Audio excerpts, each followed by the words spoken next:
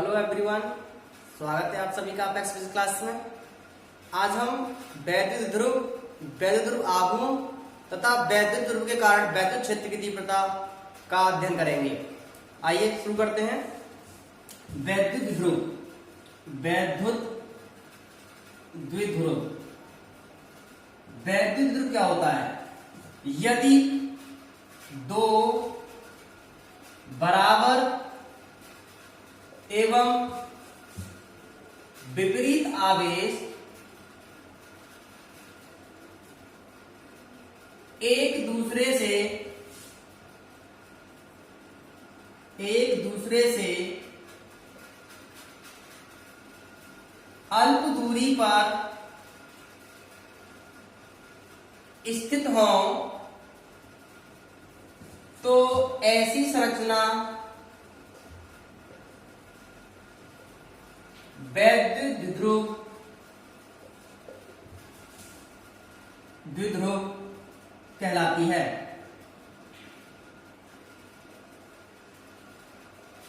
यदि दो बराबर एवं विपरीत बिंदु आवेश एक दूसरे से अल्प दूरी पर स्थित हों तो ऐसी संरचना वैद्युत ध्रुव कहलाती है।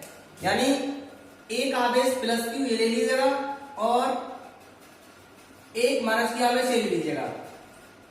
ये दोनों आवेश समान हैं, परिमाण में बराबर हैं, लेकिन विपरीत हैं, एक प्लस और एक माइनस, और दोनों की बीच की दूरी अत्यंत अल्प है।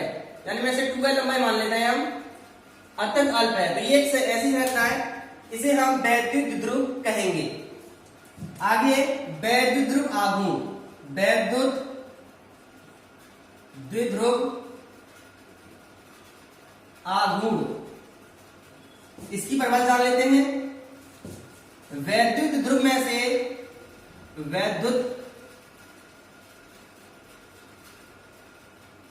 द्विध्रुव में से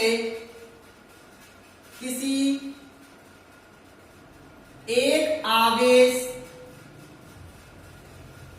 का परिमाण तथा उनके बीच की दूरी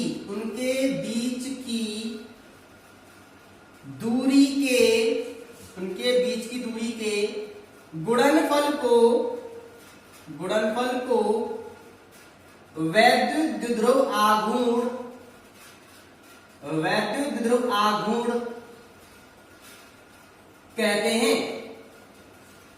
कहते हैं। इसे स्मॉल p से व्यक्त करते हैं। यह एक सदिश राशि है, अर्थात P = Q × 2l। वैद्युत ध्रुव में कोई एक आवेश का परिमाण और उनके बीच की दूरी का गुणनफल वैद्युत ध्रुव आघूर्ण कहलाता है। यह एक सदिश राशि है। मात्रक क्या होता है इसका? इसका मात्रक होता है कूलम मीटर।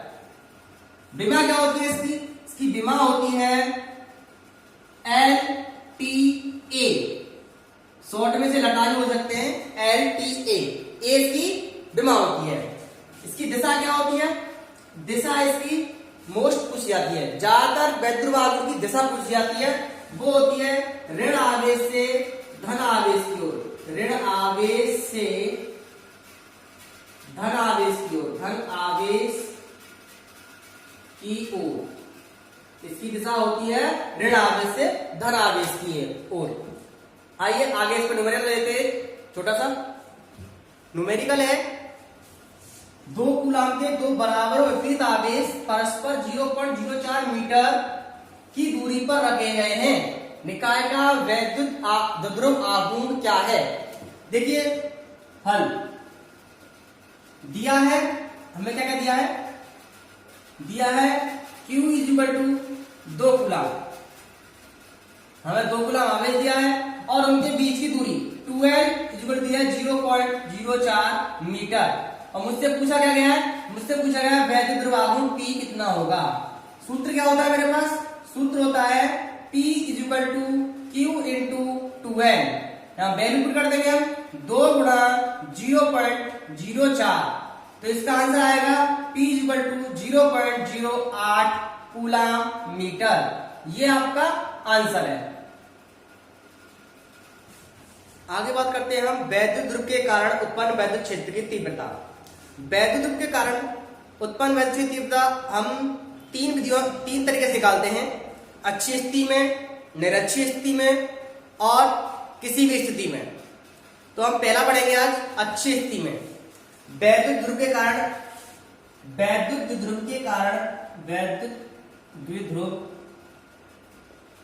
कारण उत्पन्न वैद्युत क्षेत्र की तीव्रता, वैद्युत क्षेत्र की तीव्रता। पहला है इसमें अक्षीय अथवा अनुदैर्ध्य स्थिति। अच्छी और अनुदैर्ध्य स्थिति क्या होती है? माना ये कोई वैद्युत ध्रुव है AB, ये 12 लंबाई का एक वैद्युत ध्रुव AB है AB। ये यहाँ पर माइनस क्यू आगे लिखा हुआ है और यहाँ प्लस क्यू आगे लिखा हुआ है, दोनों के बीच की दूरी 12 है। इसका मध्य बिंदु O है, इसके मध्य बिंदु से स्मॉल r दूरी पर इसकी अक्ष के अनुदिश यहाँ पर कोई P पॉइंट है, इस पर मुझे वैद्युत क्षेत्र की तीव्रता ज्ञात करनी है। तो इसके मध्य बिंदु से r दूरी है, तो इस प्लस क्यू आगे से इसकी दूरी कितनी हो जाएगी? r माइनस के l, क्योंकि ये L और ये L, और इसके B पॉइंट से कितनी होगी? इसकी r प्लस के l, यहां से दूरी r प्लस के l होगी।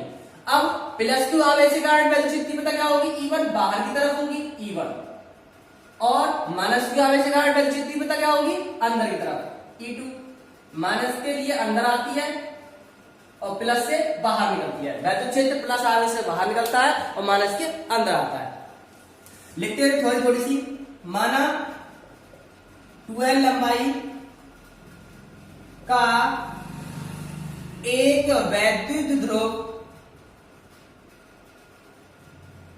AB किसी के परावैद्युतांक वाले परावैद्युत माध्यम में रखा है। इसकी अक्षीय स्थिति में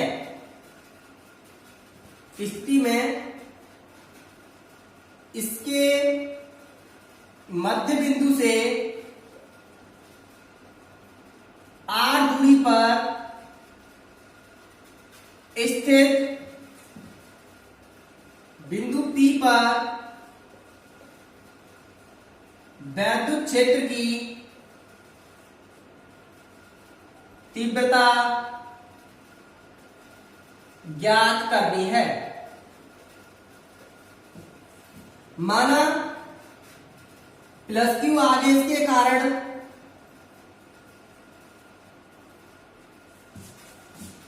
वैद्युत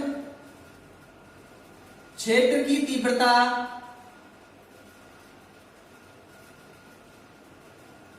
E1 तथा माइनस क्यू आवेश के कारण वैद्युत क्षेत्र की तीव्रता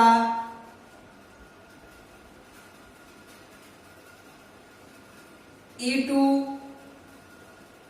हो। तो तुरंत से इसे मिटा लेते हैं, उसके बाद आगे लिखेंगे, स्पेस कम है। देखिए डेरिवेशन अब E1 बराबर क्या आएगा आपका? E1 आएगा 1/4 pi epsilon naught K into Q upon AP square. AP square आएगा इसका।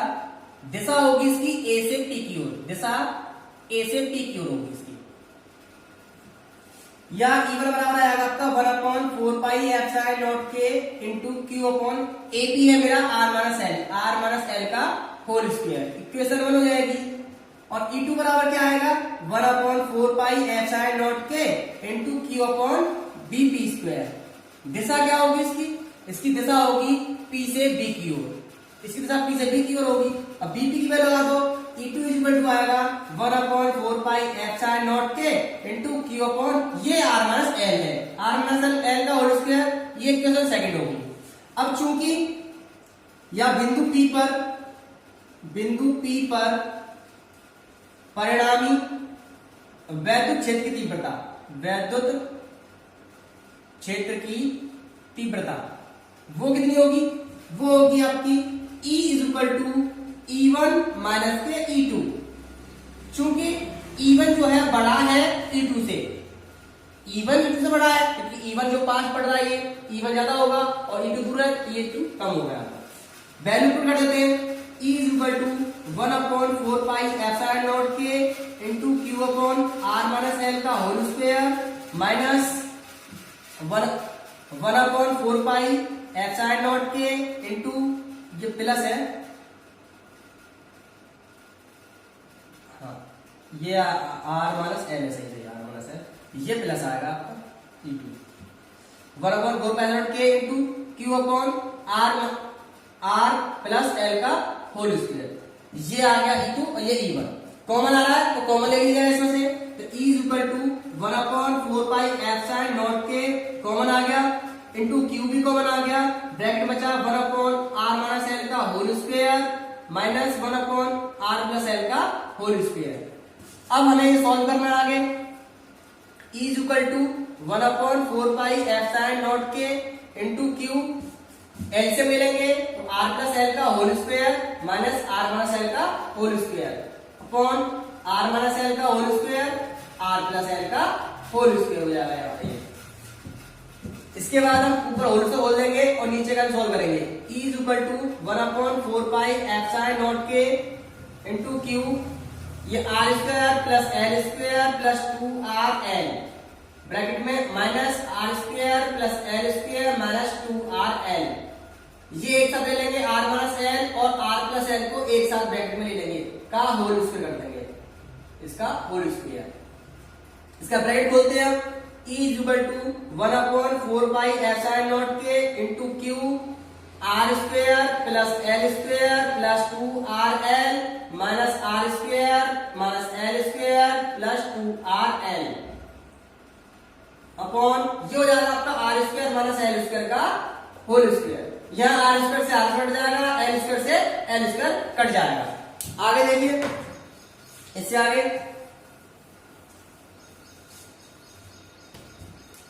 E इक्वल टू क्या आएगा आपका 1/4 पाई एप्सिलॉन नॉट के इनटू Q, यहाँ बचेगा आपका 4rl और यह हो जाएगा आपका r square minus l square का होल स्क्वायर, ये बचा आपका।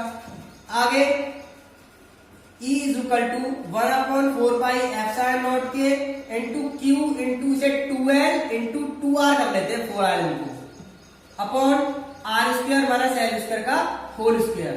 अब हम जानते हैं Q इंटू 2 क्या होता है P, वैद्युत ध्रुव आघूर्ण, तो E इक्वल टू जाएगा आपका 1/4 पाई एप्सिलॉन नॉट के into P into 2r upon r square minus l square का होल स्क्वायर। अब r जो है बहुत बड़ा है और l बहुत छोटी दूरी है, एक तो 2l दूरी अल्प दूरी उसका भी आधा है, ये बहुत छोटी है।